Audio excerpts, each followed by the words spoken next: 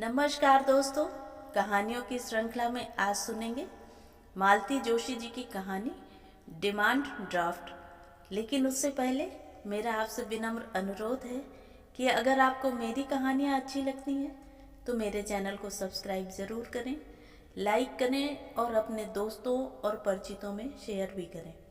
Bell icon दबाना बिल्कुल भी ना भूलें। आज सुनिए डिमांड ड्राफ्ट। अम्मा, मैं निकल रहा हूँ, पूजा घर के दरवाजे पर खड़े होकर बेटे ने कहा। एक क्षण को उन्होंने जाप रोक दिया, आंखें खोली और मुस्कुराकर बेटे को विदा कर दिया। ठाकुर जी को हाथ जोड़कर बेटा चला गया, पर वे मन का हाथ में लिए वैसी ही बैठी रही। जानती थी कि अभी पीछे पीछे बहू रानी भी आएंगी। निकलने से पहले दोनों कहकर जाते हैं।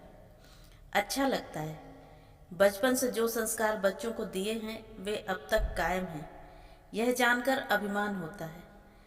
इस घर में आकर बहू ने भी यह आदत आत्मसात कर ली है। कहती है, अब आप यहाँ आ गई हैं अम्मा जी, तो कितना अच्छा लगता है। कम से कम कोई तो है जिससे कहकर बाहर जा सकते हैं। घर लौटकर ताले का मुंह तो नहीं देखना पड़ता। वे 5 मिनट तक माला थामे बैठी रहीं, पर बहू नहीं आई। जल्दी में भूल गई होगी।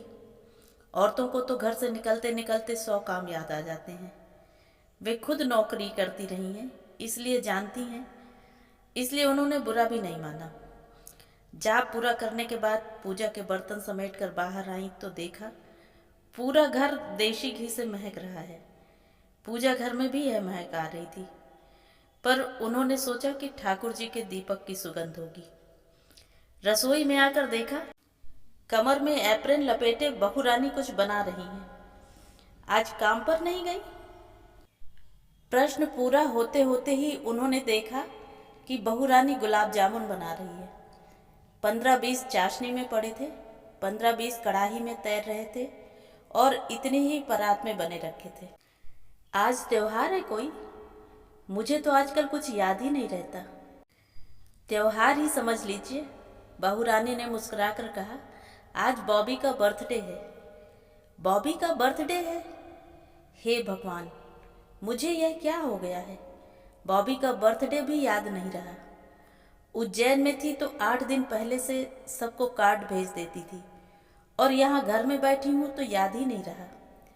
यहाँ घर में सबके बीच बैठी है ना, इसलिए याद नहीं रहा।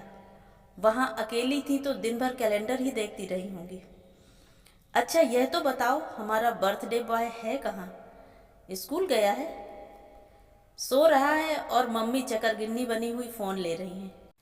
अच्छा अम्मा जी, इतने गुलाब जामुन बस हो जाएंगे? कितने लोग हैं? और भी तो कुछ बनाओगी?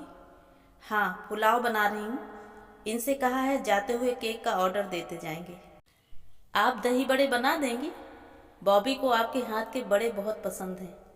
बना दूंगी। तुम्हारा काम निपट जाए तो दाल फुला देना। अब मैं तुम्हारा स्टोर कहाँ खंगालती फिरूंगी। वे बाहर आकर डाइनिंग टेबल की चेयर पर बैठ गईं। तभी बॉबी दंदनाता नीचे उतरा। Good morning everybody. Good morning बेटे, और हैप्पी बर्थडे। थैंक यू दादी माँ। ये थैंक यू क्या होता है? किचन से उसकी मम्मी ने डांट लगाई। दादी माँ के पैर छुओ। बॉबी ने झट से आगे बढ़कर उनके पैर छू लिए।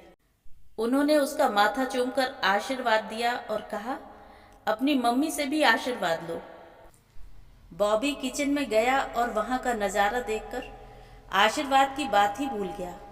वाह, गुलाब जामुन माय फेवरेट, और उसने उठाकर एक मुंह में डाल लिया। ये क्या हो रहा है? तमीज़ से खाओ, प्लेट लो और चम्मच लो। उनका मन हुआ कि कहें पहले ठाकुर जी को भोग तो लगा लो, पर जब्त कर गई। उन्हें अपनी सास की याद आ गई। वे कहती थी, भोग के लिए बच्चों को मत तरसाया करो, आखिर सब कुछ इन्हीं बाल गोपालों के लिए तो है। अपने कमरे में जाकर वे 500 रुपए का एक नोट ले आईं। बॉबी डाइनिंग टेबल पर बैठकर खाने में मगन था। उसे पकड़ाकर बोली, लो बेटा, अपनी पसंद की कोई चीज़ ले आना। थैंक यू दादी माँ, बॉबी ने कहा, और फिर चिल्लाकर मम्मी को सूचना दी। मम्मी, मुझे दादी ने 500 रुपए दिए हैं। अरे वाह, तुम्हारी तो ऐश हो गई। तुम कितने दे रही हो? और डैडी? मैं और डैडी अलग हैं क्या? बहू अब गैस बंद करके बाहर आ गई थी। और अभी दिल्ली से तुम्हारे लिए मोंटे कार्लो का पुलोवर लाए तो हैं। वो बर्थडे प्रेजेंट ही तो है। पुलोवर तो पहनने के लिए है। I want cash down. कितना दे रही हो बोलो? कैश किस लिए? बाहर खाने के लिए, और क्या। सलोमी जा रहे हैं, सब लोग चाइनीज खाना चाहते हैं। तो बाहर जाने की क्या जरूरत है, घर पर ही जो कहोगे बना दूंगी। पुलाव बना रही थी, अब फ्राइड राइस और नूडल्स बना दूंगी। दही बड़े कैंसिल करके मंचूरियन बना दूंगी। घर पर बॉबी ने ऐसा चेहरा बनाया जैसे किसी लिजलिजी चीज पर पांव पड़ गया हो। What A kiddish idea. क्यों, इसमें किडिश क्या है? मम्मी, मैं कोई नर्सरी का बच्चा हूँ जो घर पर पार्टी करूँगा? मैं अब 16 साल का हो गया हूँ, माइंड यू। और मुझे शाम को 2000 चाहिए, 2000 बक्स। और डैडी से कहो गाड़ी स्पेयर करें। एक राजू ला रहा है, we will manage anyhow. बहू का चेहरा एकदम तमतमा गया था। अब जरूर माँ बेटे में तकरार होगी। वे उस महाभारत की साक्षी नहीं बनना चाहती थी, इसलिए बरामदे में आकर बैठ गईं और तिपाई पर पड़ा अखबार उठा लिया। अखबार पढ़ रही थी पर मन भीतर ही भटक रहा था। कितने रौब से बॉबी मांग रहा था, मुझे शाम को 2000 चाहिए, 2000 बक्स। वे तो आश्चर्य से देखती रह गई थी।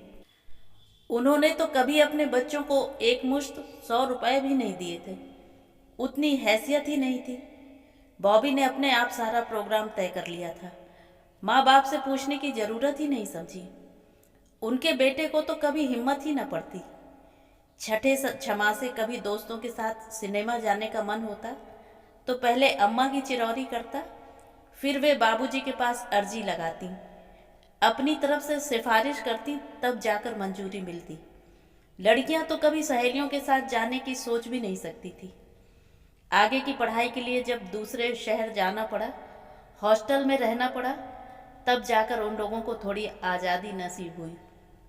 उनके घर का अनुशासन बड़ा कठोर था। शाम 7 बजे से पहले बच्चों को घर लौटना होता था। सुबह 6 बजे बिस्तर गोल कर दिए जाते थे। केवल इतवार को आधा पौन घंटा बोनस नींद मिलती थी। आजकल तो लोग केजी से ट्यूशन शुरू कर देते हैं। उनके बच्चे बिना ट्यूशन के ही पढ़ गए। ट्यूटर रखने की सामर्थ्य ही नहीं थी। बच्चों के लिए ही तो उन्होंने नौकरी शुरू की थी। ज़्यादा पढ़ी लिखी नहीं थी, इसलिए बहुत अच्छी नौकरी की आशा नहीं की थी, पर जो भी काम मिला उन्होंने ले लिया। कुछ तो सहारा होगा। बस एक ही धुन थी कि बच्चे अच्छे से पढ़ लिख जाएं। उनकी नौकरी के कारण घर में थोड़ी असुविधा भी हुई। लड़कियों को पढ़ाई के साथ साथ कभी रसोई में भी हाथ बटाना पड़ा, पर दोनों डॉक्टर बन गईं। बेटा इंजीनियर हो गया। उनका श्रम सार्थक हो गया। सारी जिम्मेदारियां पूरी हो गई तो बाबूजी और बच्चे कहते भी रहे कि अब नौकरी छोड़ दो, पर वे नहीं मानी। बोली, इस नौकरी ने मेरा मुसीबत में साथ दिया है, इसे अधबीच में नहीं छोड़ूंगी, पेंशन लेकर ही मरूंगी। तब क्या पता था कि जो बात वह अपने लिए कह रही हैं वह बाबूजी पर घटित होगी। पूरे 1 साल भी तो पेंशन नहीं ले सके। फिर तो नौकरी छोड़ने का सवाल ही नहीं था। रीते मन और बीते समय को भरने का वही तो एक उपाय था। अम्मा जी, मैं निकल रही हूँ। अपनी विचार तंद्रा से जागकर उन्होंने सिर उठाया। देखा, बहू तैयार होकर खड़ी है। तुम तो आज छुट्टी लेने वाली थी ना? जब घर में कुछ करना ही नहीं है तो रुक कर क्या करूं? हाफ डे की एप्लीकेशन लगा दूंगी, आधा दिन तो मिलेगा। जाते जाते केक के लिए भी मना कर दूंगी। अच्छा हुआ जो दही बड़ों की दाल नहीं फुलाई। गुलाब जामुनों का ही सवाल है, आस पड़ोस में भेज दूंगी।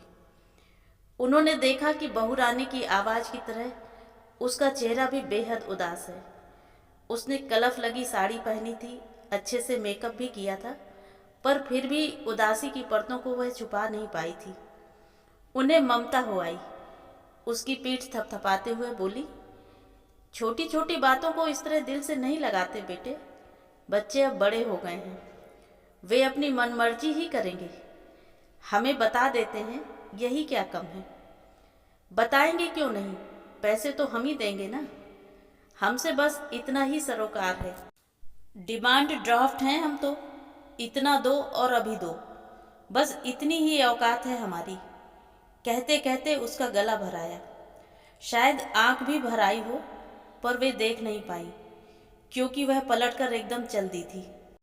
बेचारी, उनके मुंह से अनायास निकल गया। क्या कहा था उसने? Demand draft. गुस्से में बेचारी बैंक की ही भाषा बोल गई थी। पर क्या सचमुच आज माँ बाप की हैसियत डिमांड ड्राफ्ट की ही रह गई है? तो ये थी कहानी। कहानी आपको कैसी लगी कमेंट करके ज़रूर बताएं।